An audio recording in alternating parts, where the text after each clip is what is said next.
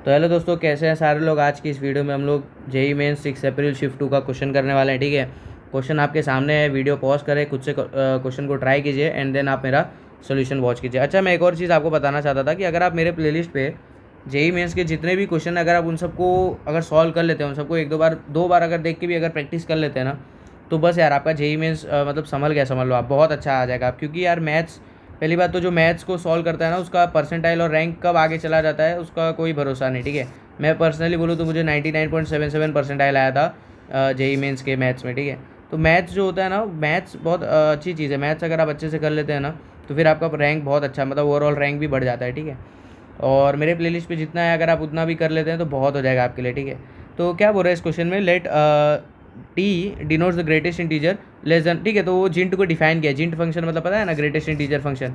ठीक है, if this, तो एक इंटीग्रेशन दिया है आपको, क्या आपको एक इंटीग्रेशन दिया है, बोल रहा है this is equal to this. Okay, फिर आपको A B C then A plus B plus C is equal to आपसे पूछ रहा है।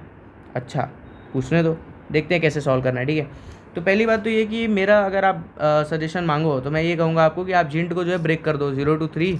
ठीक है, एक्स स्क्वायर ऐसे कर दो एक को, और एक को आप ब्रेक करके 0 to 3 x²/2 आप ऐसे कर दो, कोई दिक्कत नहीं भैया। ठीक है, अच्छा डी एक्स लगा दो यार, डी एक्स में जनरली नहीं लगाता क्योंकि डी एक्स तो सॉल्विंग के वक्त उधर ज़रूरत नहीं है। ठीक है, सब्जेक्टिव पेपर थोड़ी है।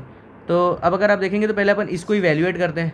ठीक है, क्योंकि अपन एक साथ दोनों को इवैल्यूएट तो शायद नहीं कर पाएंगे। ठीक है, कोई बात नहीं। ठीक है, तो अपन क्या करते हैं कि एक्स स्क्वायर है ना, अब देखो एक्चुअली क्या है, एक्स स्क्वायर फंक्शन कैसा है, एक्स स्क्वायर एक फंक्शन है कि भाई वो इंक्रीज़ करता है। ठीक है, एक्स स्क्वायर की अगर मैं बात करूँ तो 0 पे वो आएगा 0। ठीक है, और 1 पे तो 1 ही आ जाएगा। ठीक है, पहला इंटीजर। और 2 कब आएगा, वो 2 आएगा जब आप √2 डालोगे ना उस पर, ये एक्स है ये वाई है। ठीक है, Y is equal to X square है। ठीक है, तो और फिर 3 अगर आपको चाहिए तो पक्की बात है √3 पर आएगा। 4 अगर आपको चाहिए तो 2 पर आएगा, और 5 अगर आपको चाहिए तो √5 पर आएगा। और आपका लिमिट 0 से 3 तक जा रहा है ना, तो ऐसे क्वेश्चन को करना कैसे मैं वो बता रहा हूँ आपको। ठीक है, 6 तो मतलब आपको 9 तक जाना है, 6 7 8 9 ऐसे जाओगे ना, तो यहाँ पर 3 आएगा। बाकी तो क्या, ये √8 है, ये √7 है, ये √6 है, ऐसे करते करते 3, समझ रहे हो। तो 9 पर जा करके ये चीज़ खत्म होगा, मतलब 9 इंटीजर। तो एक्चुअली हो क्या रहा है, अब मैं पहले अगर आपको कॉन्सेप्चुअल अंडरस्टैंडिंग देता हूँ हो क्या रहा है। ठीक है, इधर एक्चुअली इधर ऐसा है कि ये वाला जो इंटीग्रेशन है ना, ये कुछ ऐसा है कि ये इंटीग्रेशन की वैल्यू अलग आएगी। लाइक मैं अगर कहूँ, मैं अगर लिमिट को ब्रेक कर दूँ, ठीक है, 0 से 1 के बीच में, तो जिंट ऑफ एक्स स्क्वायर क्या होगा, मेरे सबको पता है भैया, तब तो ये 1 हो जाएगा ना, ये तो 1 हो जाएगा। 0 से 1 के बीच में जिंट तो 1 ही होने वाला है ना, तो ठीक है ना, ये इसको आप 1.dx लिख दो। तो यार इसका इंटीग्रेशन क्या आ जाएगा, एक्स, और एक्स को आपको इंटीग्रेट करना है। अच्छा सॉरी, गलती हो एक सेकेंड। एक्स जो है भैया वो 1 से 0 के बीच में है, तो जिंट एक्स 0 हो जाएगा ना, समझ रहे हो कि नहीं। जिंट एक्स मतलब मिनिमम इंटीजर, उसके पीछे वाला इंटीजर वो तो 0 था ना। अरे वाह वाह वाह वाह वाह भाई वाह, मैंने ही गलती कर दी। ठीक है, कोई बात नहीं, कोई बात नहीं। तो 0.dx, तो पहला इंटीग्रेशन हो गया 0। ठीक है, फिर आपका 1 तक हुआ। अब आप करोगे 1 से लेके कहाँ तक, √2 तक। अब आप बोलोगे हमने √2 तक क्यों किया, तो सुनो यार, 1 से √2 तक इसलिए किया क्योंकि 1 से √2 तक, 1 से एक्स की वैल्यू √2 तक, एक्स स्क्वायर जो है ना दोस्तों, वो 1 से 2 के बीच में होगा। मतलब उसका जो जिंट होगा उसका आंसर 1 आएगा, समझ रहे हो, एक्स स्क्वायर के जिंट का आंसर जो है 1 आएगा। तो बस यहाँ पर आपको 1 लिखना था क्योंकि एक्स स्क्वायर जिंट लिखना था ना, और dx। ठीक है, फिर तीसरा इंटीग्रेशन जो है वो √2 से √3 तक आएगा, क्योंकि √2 तक आपने कर दिया ना।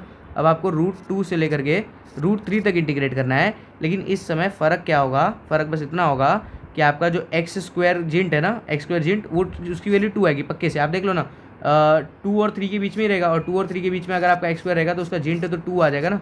बस उतनी सी बात आपको बतानी थी कि उसका जिंट जो है वो 2 आ जाएगा दोस्तों। ठीक है, और ऐसे ही करते करते जो है बहुत इंटीग्रेशन पूरा होगा। ठीक है, मतलब ये पहले √3 तक हो गया। ठीक है, फिर उसके बाद कहाँ तक होगा, √3 dx, फिर √3 से लेकर के √4 लिख दो आप, √4 3.dx। ऐसे करते करते आपको इंटीग्रेट करना है कहाँ तक, √8 से लेकर के √9 तक, जहाँ पर इसकी वैल्यू क्या आ जाएगी, आई थिंक सो 8.dx ऐसा आ जाएगा। ठीक है, 8.dx, क्योंकि पीछे वाला इंटीजर आएगा ना, ये दोनों में से जो पीछे वाला इंटीजर है 8.dx ऐसा आ जाएगा। ठीक है, तो ये हो गया। तो पहले वाले का तो इंटीग्रेशन 0 है, इसका क्या आ रहा है, इसका देखो इंटीग्रेशन हो जाएगा x। ठीक है, और x के साथ लिमिट है 1 से √2 तक। फिर दूसरे का आ जाएगा 2x, और लिमिट है इसका √2 से √3 तक। ठीक है, और फिर ऐसे ही करते करते 3x आ जाएगा। बस क्या है कि इसका इंटीग्रेशन √3 से √4 तक। बस ऐसे करते करते आपको 9 तक जाना है, x √8 से √9 तक। ठीक है, ओके। क्या ये क्वेश्चन थोड़ा हार्ड है, क्योंकि देखो मैं आपके साथ ही सॉल्व कर रहा हूँ, मैंने पहले इसको सॉल्व नहीं किया है। ठीक है, और देखते हैं, काम करते हैं, इसको देखते हैं। एक काम करते हैं, इस सबको हटाते हैं, ये सबको अपन जो है हटा देते हैं और जो मेन चीज़ है उसको इवैल्यूएट करते हैं, ठीक है, क्या है। और एग्ज़ाम में तो क्या है, एग्ज़ाम में क्या है कि आपको ये सब की प्रैक्टिस रहनी चाहिए, ठीक है। अगर आप ये सब की प्रैक्टिस कर रहे रहोगे ना तो फटफट सॉल्व हो जाता है, नहीं तो फिर क्या बहुत टाइम लगता है, ठीक है। तो इसमें जब आप लिमिट पुट करोगे तो √2 - 1 आएगा पहले का, तो ठीक है। दूसरे में क्या आएगा, 2 टाइम्स, ध्यान से देखो, √3 - 2 टाइम्स √2 ऐसा आएगा ना, बोलो। फिर इसमें क्या आएगा, 3 टाइम्स √4 - 3 टाइम्स √3। फिर क्या आएगा, ज़रूर बात है 4 टाइम्स √5 आएगा ना, 4 टाइम्स √5, देखो ना 3 था फिर एक बड़ा 4 टाइम्स, मैं लिखा नहीं हूँ बट आप लोग समझिए, ऐसा आएगा ना जो होगा 4 टाइम्स x √4 से लेके √5, तो 4 times √5 - 4 times √4 plus 5 times √6 - 5 times √5, ठीक है, प्लस 6 टाइम्स एक क्या हो रहा है, एक बढ़ रहा है ना, 6 times √7 - 6 times √6 plus 7 times √8 - 7 times √7। तो भैया अब भाई देखो, मे बी इसका कोई और सोल्यूशन भी हो सकता है, बट मेरे को दिमाग में कुछ आया नहीं तो मैंने इसे स्टार्ट कर दिया, ठीक है। और 8 times √9 minus 8 times √9, okay okay okay okay okay, अच्छा मैंने ये गलत लिख दिया यहाँ पे ना, जो लास्ट वाला होगा ना वो 8 तलक ही होगा, ये 8 तलक ही जाएगा, 8 टाइम्स √9, क्योंकि यार अगर आपका √9 तलक इंटीग्रेट हो ही गया, मतलब 0 to 3 तलक इंटीग्रेशन चला ही गया ना, तो अब आपको आगे करना ही नहीं था, तो 8 times √9 minus 8 times √8 and you are done, ठीक है। तो अगर आप ध्यान से देखेंगे ना तो ये √2 और ये -2 √2, मतलब इसका आंसर आएगा -√2, ठीक है। ये आ जाएगा आपको -√2, ये कट गया पूरा, और ये आ जाएगा -1 यहाँ से आ रहा है, ठीक है, -1 यहाँ से आ रहा है, फिर 2 √3 है ये, ठीक है, ये 2 √3 है, और ये देखो ये क्या है, ये भी है दोस्तों 2 √3, ओके, तो ये आ रहा है 4 √3 ये भी कैंसिल हो गया, ठीक है। और कुछ कटता पिटता हुआ दिख नहीं रहा है क्या, 3 टाइम्स 4 √2 - 3 टाइम्स 3 √3 4 √3 नहीं 4 √5 है ये, oh my God, oh my God, क्या हमको क्वेश्चन को कुछ और तरीके से करना चाहिए। अच्छा मैं एक काम करता हूँ कि जो भी रूट वाले चीज़ है ना उनको एक साथ ले लेता हूँ, लाइक अगर आप ध्यान से देखेंगे तो मैंने इसको लिया क्या 2 √3, और 2 √3 के साथ मैंने क्या लिया, अच्छा ये 2 √3 4 √3, अच्छा इसके साथ लिख दो -3 √3, ओके, ये भी कट गया, ठीक है। तो ये पूरी लाइन तो खत्म हो गई। अब मैं क्या कर रहा हूँ पता है, अब मैं थोड़ा लॉजिकली करूँगा। ये देखो ये √5 है, 4 √5 है, और ये -5 √5 है, समझ रहे हो, तो ये दोनों कट के -√5 आया, ओके। और ये भी अगर आप देखेंगे कौन सा, ये 5 √6 है, ठीक है, और 6 वाला कौन सा दिख रहा है, √6 वाला आपको कौन सा दिख रहा है, ये 6 √6, तो ये और ये कटेगा तो -√6 आएगा, ठीक है।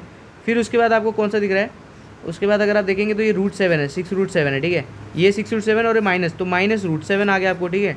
और फिर ये √8 वाला कटा तो ये -√8 भी आ गया आपको, देख रहे हो अब कितना अच्छे से हो रहा है सॉल्व। और ये अगर आप ये बच रहा है, ठीक है, ये बच रहा है, तो ये 8 × 3 हो जाएगा, 24 हो जाएगा, ये प्लस 24 हो जाएगा, ठीक है। ये और कौन सा बच रहा है, ये भी हट गया, ये हट गया, ये हट गया, ये हट गया, हट गया, हट गया, हट गया, हट गया, ये बच रहा है, ये कितना है, ये -8 आ जाएगा ना, ये -8 आ जाएगा, ठीक है। तो यही था आपका यार, ये इसको सॉल्व किया ना अपन ने, समझ रहे हो क्वेश्चन कैसा है। तो क्वेश्चन बहुत ही ज़्यादा, मतलब थोड़ा सा आपको दिमाग हर स्टेप पे लगाना पड़ेगा, ठीक है। तो अब आप देखो क्या आ रहा है, 4 √3 - 3 √3, इसको अगर हम सॉल्व करें तो ये तो आ जाएगा √3 -√2 -1, ठीक है। और इन दोनों को करेंगे तो ये आ रहा है 12, ठीक है, ये 12 आ रहा है, नहीं 12 आ रहा है, 16 आ रहा है ना, 16 16 4 16 आ रहा है, ओके 16 आ रहा है, ठीक है। और ये 16 आ रहा है, ये √2 ये सब गया, ये पूरा हो गया। फिर ये आ रहा है -√5 -√6 -√7 -√8, ठीक है। कोई बात नहीं भाई, कोई बात नहीं, अपन आगे अभी सॉल्व कर देंगे, ठीक है, अपन आगे कर देंगे, ठीक है। अब सिमिलरली आपको कैसा करना था कि x²/2, समझ रहे हो, ये इंटीग्रेशन तो हो गया, कौन सा वाला, ये इंटीग्रेशन तो आपका खत्म हो गया, ठीक है।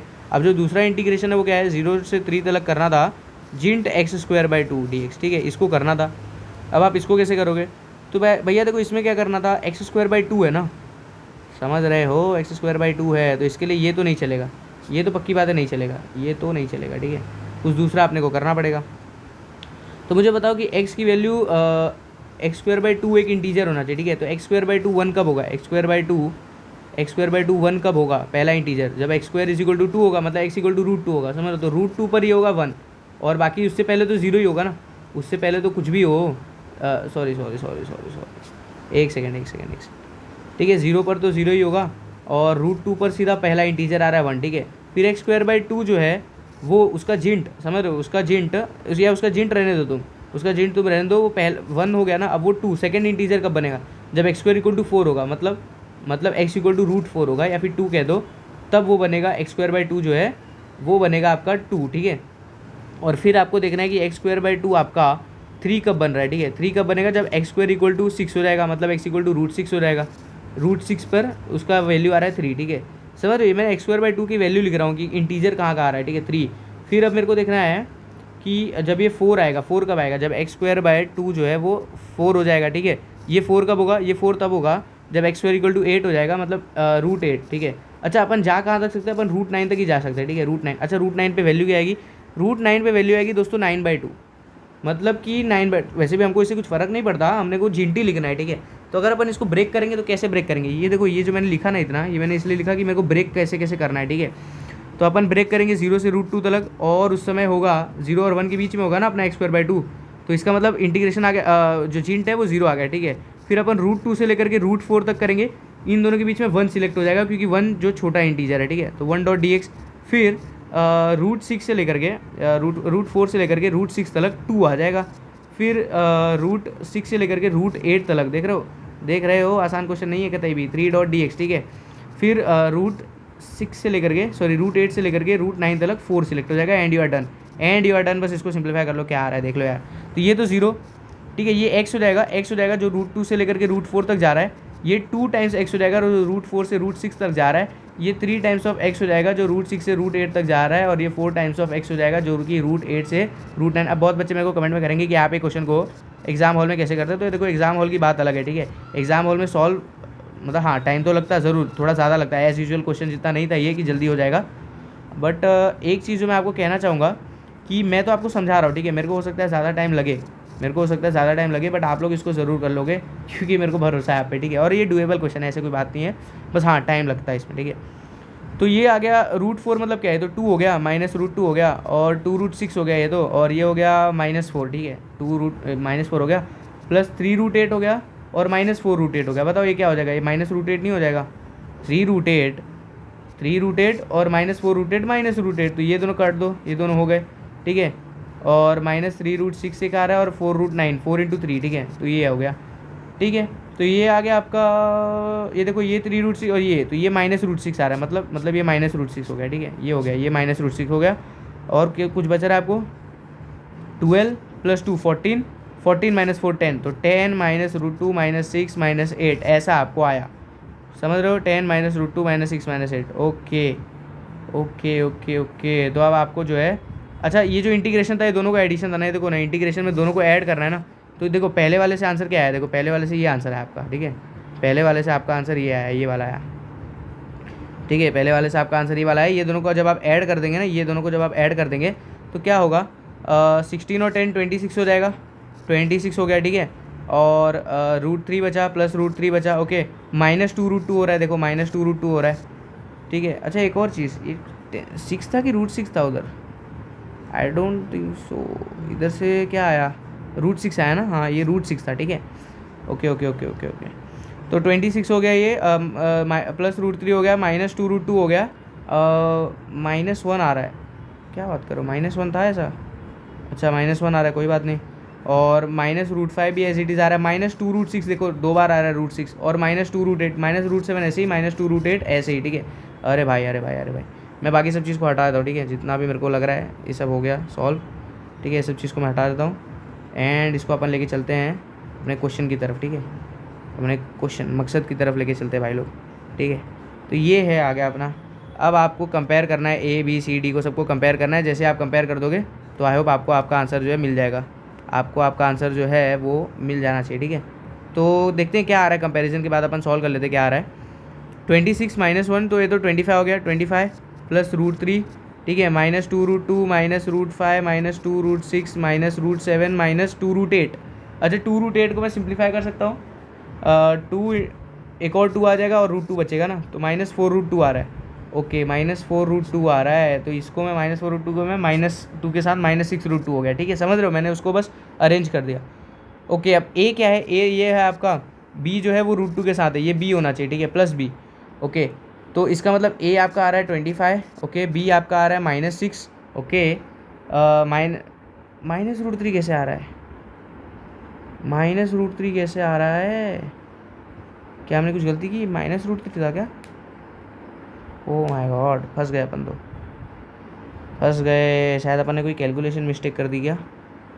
नहीं, √6 आ रहा है, तो ये सी की वैल्यू आ रही है -2 उस हिसाब से, और -√7 भी आ रहा है, ओके, -√5 भी आ रहा है, -√3 बोल रहे हो लोग। या तो देखो उनके क्वेश्चन में कुछ गड़बड़ होगा, या तो अपन ने कुछ गलत किया रहेगा, ठीक है, दोनों में से कुछ है। ये प्लस का आई थिंक सो कुछ गड़बड़ है, देखो ना यहाँ पे -√3 वो लोग बोल रहे हैं, यहाँ पे वो लोग बोल रहे हैं -√3 आना चाहिए, बट अपना तो ऐसा नहीं आ रहा है, -√5 बराबर आ रहा है, -√7 बराबर आ रहा है, ठीक है, बाकी सब चीज़ बराबर आ रही है। या तो उनका गलती है या तो अपना गलती है, दोनों में से किसी एक का तो गलती है, ठीक है, उसको अभी इग्नोर करो क्योंकि अपने आंसर में उसकी ज़रूरत नहीं है। ए अपने को मिल गया, बी अपने को मिल गया, a + b + c निकालना है, तो 25 - 6 - 2 and your answer comes out to be 25 - 8, so 17 में 8 डालोगे 25, तो your answer is final answer जो मैं यहाँ पे लिख रहा हूँ, जो आपको वहाँ पे सबमिट करना था, ये इंटीजर टाइप क्वेश्चन था, सॉरी 17 आपको जो है 1 सेकेंड यार, 17 आपको जो है सबमिट करना था, ठीक है। तो आई होप आपको वीडियो जो है पसंद आएगा। वीडियो बहुत लंबी हो गई, बट कोई नहीं, मेरे को भरोसा है आप लोग एग्जाम में इसको सॉल्व कर लेते हैं। एंड थैंक यू गाइस, मिलते हैं आपसे नेक्स्ट वीडियो में।